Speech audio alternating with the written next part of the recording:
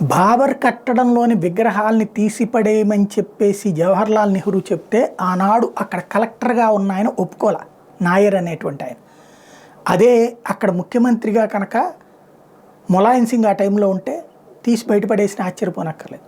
కాలం అలాంటి వాళ్ళని కంట్రోల్ చేసినట్టుంది.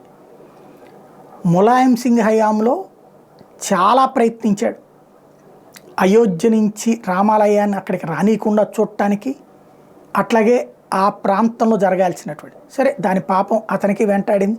చివరికి తన కొడుకే తనకు వెన్నుపోటు పొడిచి తన సోదరుడిని రోడ్డును పడేసినటువంటి పరిస్థితి అదంతా. సరే, అది వదిలేద్దాం.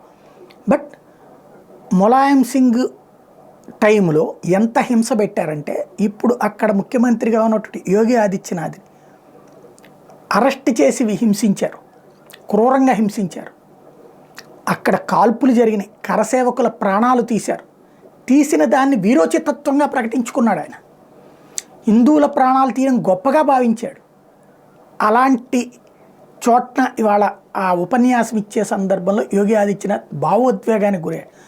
అక్కడే ఆలయ నిర్మాణం జరుపుకున్నాం, ఇక కాల్పులు ఉండవు, ఇక ప్రశాంతత ఉంటుంది, రామరాజ్యం వస్తుంది అని కంట్లో భావోద్వేగభరితమైనటువంటి గద్గద స్వరంతో పాటుగా కంట్లో నీళ్లు ఉబికినటువంటి సందర్భం.